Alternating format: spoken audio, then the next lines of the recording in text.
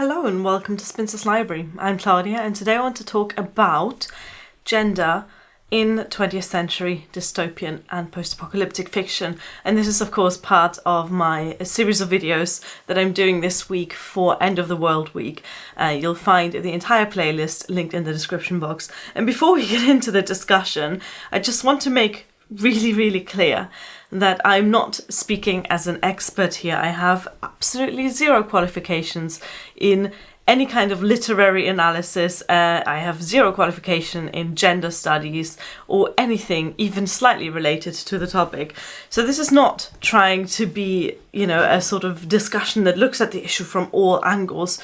It's really just me and my thoughts, and I'm very interested to hear you and your thoughts as a reader, so put them in the comments.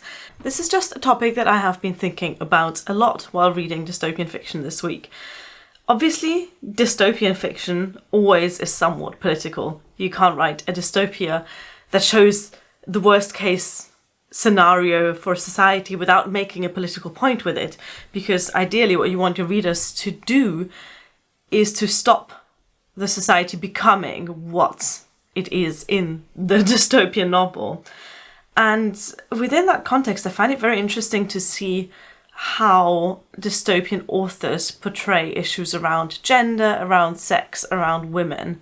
And of course, my first thought around this goes to feminist dystopian fiction. If we think about a lot of the feminist dystopias from the 70s, 80s, 90s, we see that a lot of those dystopian worlds are built around the oppression of women in some way or another.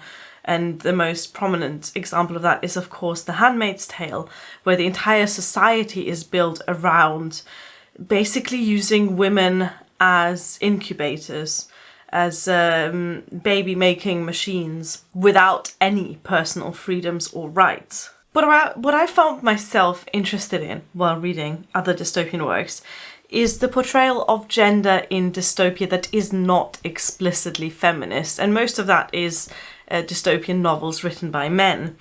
So what does the portrayal of the female characters in George Orwell's 1984, for example, tell us about George Orwell's ideal and dystopian version of society?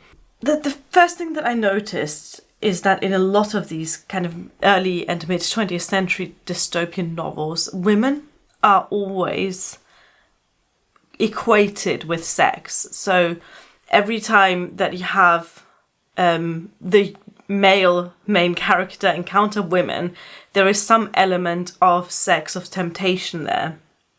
And it's always heteronormative sexual tension. I'm not aware of any 20th century dystopia where we get any kind of queer romances or even sexual tension or even the acknowledgement of non-heteronormative relationships. But let's take the example of 1984. We see that in George Orwell's dystopian idea, women and men are at least supposedly equal, calling each other comrades, kind of wearing the same clothes. They are deliberately put on the same level. And that makes me think as a reader, does that mean that George Orwell didn't want women to be on the same level as men if he incorporates that as part of his dystopian society? Or is it more that he didn't think about the power differences between women and men?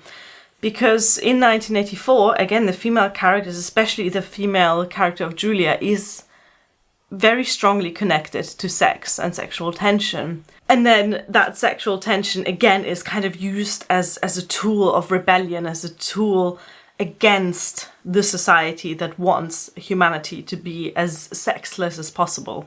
This video is definitely going to get demonetized, isn't it? A novel that, at least at first glance, seems to take the opposite approach would be Brave New World by Aldous Huxley.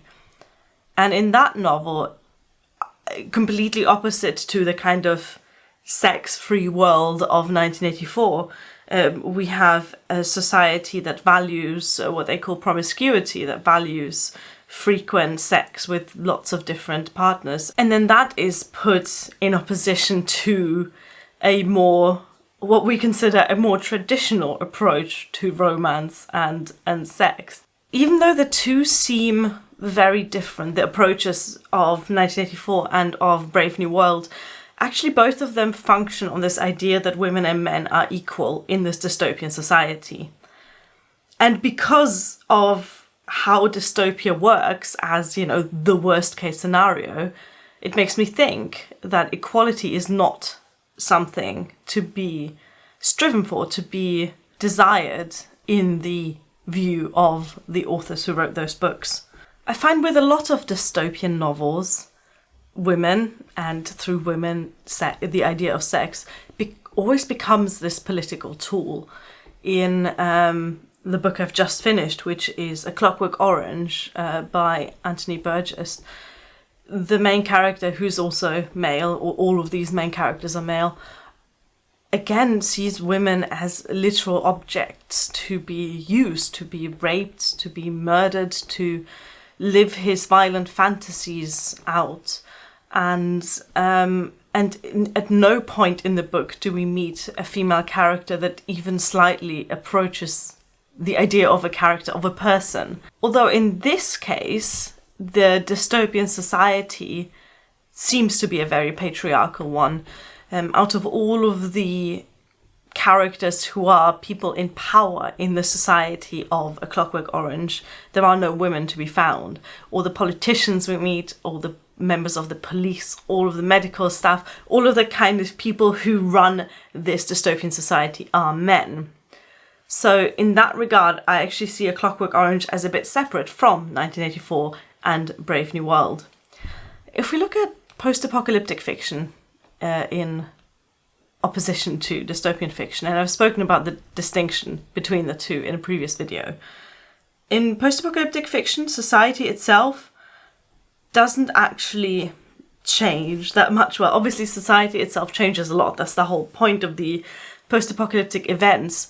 But the relationships between men and women don't seem to change that much. In The Day of the Triffids, for example, we also follow a male main character, Bill, who then meets a woman named Gisela, and she is what we would consider pretty progressive for a female character of the 1950s, and they just kind of cooperate in a way that is made possible by the collapse of society. But that doesn't fundamentally change how these people would have interacted before the apocalyptic event. I find it interesting that in 20th century dystopian fiction, the role of women only ever seems to play a big part when the book is specifically meant to be feminist dystopian fiction. I would really love to read a mid-20th century dystopian novel written by a man, which could even be following a male main character, where the dystopian society that the author has invented includes women specifically in this creation of the dystopian world. Because so far what I'm getting is that equality is bad and women equal sex, none of which are particularly interesting ideas to read about. Anyway, I'd like to hear your thoughts. Again, I'm approaching this just as a reader. I have not got any expertise in these kind of topics. And equally, I'm asking for your opinions.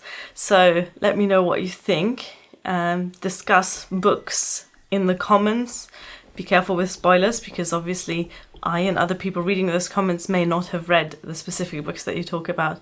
But I'm interested to see what ideas you have about gender, women, sex, and dystopian fiction of the 20th century. Thank you for watching. Bye!